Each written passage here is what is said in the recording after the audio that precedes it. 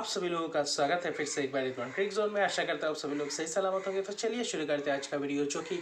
आज अगर आप देखें तो धमाकेदार एक और मुकाबला है। वहीं पे आप देखें तो चेन्नई सुपर किंग्स बनाम सनराइजर्स हैदराबाद के बीच एक और मुकाबला है, जहां पे पिछले मुकाबले चेन्नई सुपर किंग्स जीत कर आई है। वो भी बहुत ही बड़ा टारगेट दिया था रॉयल चैलेंजर बेंगलुरु के सामने, और उसको देख के तो डिफेंड करके आई हुई है और वही ज़बरदस्त बल्लेबाजी की थी और गेंदबाजों ने भी आखिर में मदद की थी। वही सनराइजर्स हैदराबाद अपना पिछला मुकाबला हार कर आते हुए, और इस मुकाबले में दबाव रहेगा हालांकि सनराइजर्स हैदराबाद के ऊपर कि वो कैसा मुकाबले को देखते हैं और किस माइंडसेट के साथ उतरते हैं और किस प्लान्स के साथ उतरते हैं, कुछ बदलाव लाते हैं या नहीं अपने टीम में, ये देखने लायक बात होगा। और हालांकि चेन्नई में यह जबकि मुकाबला है चेपॉक में, और इस मुकाबले में देखें तो ख़ासकर इस मैदान में थोड़ी बहुत स्पिनर्स को मदद मिलती है। और हालांकि देखा गया है कि पहले बल्लेबाजी करते हुए फ़िलहाल इस मैदान में जीते हुए हैं। अगर आप देखें तो चेन्नई में इस साल जो भी मुकाबले खेले गए हैं, हालांकि पहले बल्लेबाजी करके हुए ही जीते हैं, हालांकि डिफेंड भी किए हुए हैं। लेकिन इस मुकाबले में रहेगा कि टॉस कौन जीतता है और वही ड्यू फैक्टर होता है या नहीं। हालांकि देखा गया है ज़्यादा अगर लंबा टारगेट अगर सेट कर जाते हैं तब वहाँ पे देखें तो फ्रांचाइज करना मुश्किल होता है। अगर स्पिनर्सों को थोड़ी भी ज़्यादा मदद मिल गई, और वहीं पे मिलता भी है, खासकर देखें तो क्योंकि मैदान भी बड़ा है और स्पिनर्स भी अच्छे खासे स्पिनर्स है चेन्नई सुपर किंग्स के पास, और वही उनके पास हैदराबाद के पास भी अच्छी खासी स्पिनर्स है। लेकिन फिर भी अगर आप देखें तो मयंक मार्कंडे है, आदिल रशीद को इस मुकाबले में मौका मिलता है या नहीं, ये एक देखने लायक बात होगा। क्योंकि हैरी ब्रूक, मार्करम और हेनरी क्लासन के साथ अगर आप जाएंगे तो मार्को यानसन खेलेंगे, यानी कि ये 4 विदेशी खिलाड़ी आपके टीम में रहेंगे और यहाँ पे आदिल रशीद का खेलने का कोई मौका नहीं होता है। और वहीं पर अगर आप देखें तो अच्छी खासी एक और स्पिनर है, left arm spinner Akeal Hosein बैठे हुए हैं बेंच पे,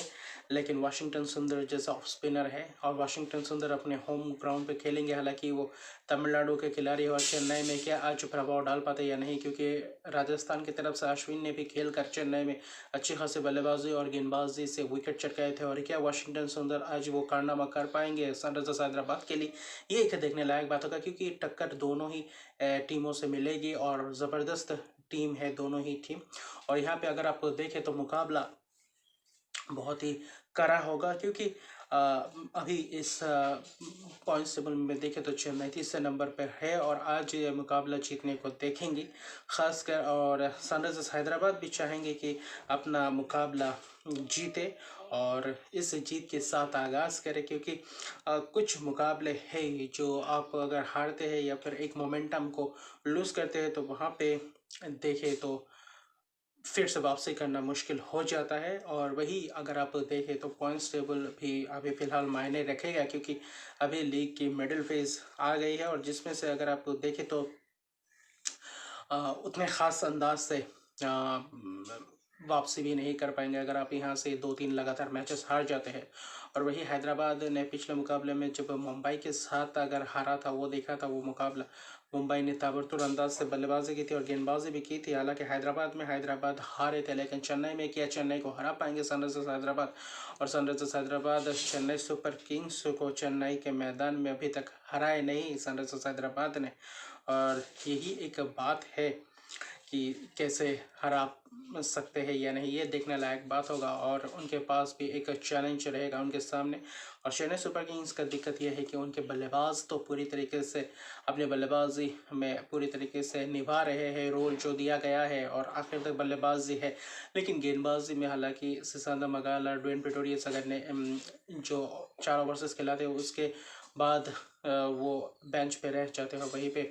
दीपक चहर कितना फिट हुए नहीं, इस मुकाबले में वापसी कर पाते या नहीं, शायद मुझे नहीं लग रहा इस मुकाबले में भी दीपक चहर आपको खेलते हुए दिखाई देंगे, जिसके कारण मनीषा पथिराना ने पिछले मुकाबले में जो ज़बरदस्त आखिरी के 2 ओवर्स किए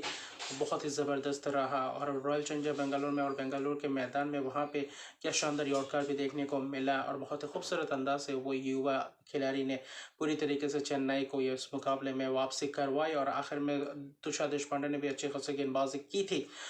तो युवा गेंदबाजों के ऊपर पूरी तरीके से देखें तो दबाव प्रेशर पे रहेंगे और वही उनके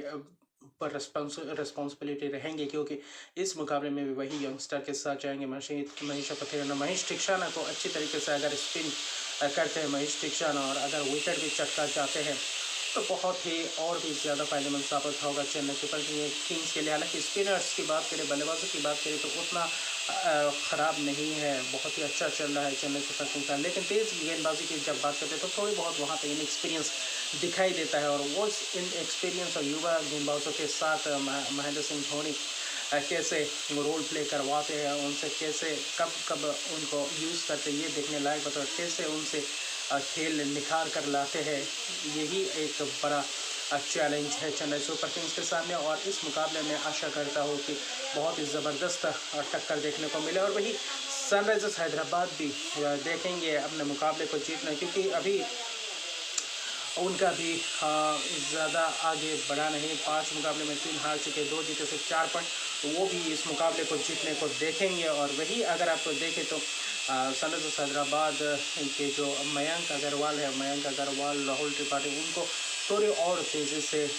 रन्स को बढ़ाना पड़ेगा और रन्स करना पड़ेगा ताकि वो अच्छी तरीके से यूटिलाइज़ कर पाए बाकी के बल्लेबाज। और हैरी ब्रूक को देखना पड़ेगा कि कैसे पावर प्ले को यूटिलाइज़ करते हैं, क्योंकि उसके बाद अगर देखिए जब स्पिनर्स आएंगे तब उनको ज़्यादा से ज़्यादा दिक्कत का सामना करना पड़ेगा। खासकर चेन्नई के पिच में जो थोड़ी बहुत स्पिनर्स को मदद मिलती है, वहाँ पे और भी ज़्यादा उनको उनके सामने चैलेंजेस होंगे। और हैरी ब्रूक ऐसे खेलते हैं इस मुकाबले में, हालांकि एक शतक को अगर आप छोड़ दे कल जो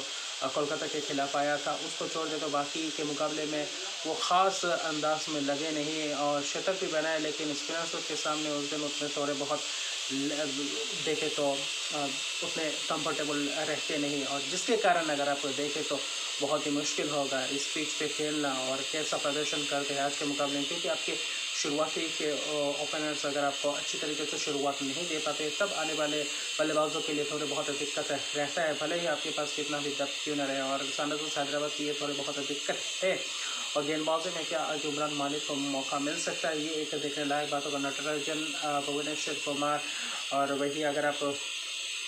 देखें तो अभिषेक शर्मा को कंटिन्यू करवाएंगे, ये एक देखने लायक बात होगा, क्योंकि अभिषेक शर्मा को क्या आप छठे सातवें नंबर पे बल्लेबाज से करने भेजेंगे या फिर उनको थोड़े ऊपर भेजने की कोशिश करेंगे, क्योंकि देखें तो अगर अभिषेक शर्मा खेलते हैं तो उनके लिए टॉप 3 का स्लॉट नहीं मिलता है, यानी कि टॉप 4 में भी खेलने को मौका नहीं मिलता है। हालांकि ऑलराउंडर से बीच में खेल सकते हैं, लेकिन फिर भी देखें तो उनका जो शुरुआत पिछले सीज़न भी खेले थे उससे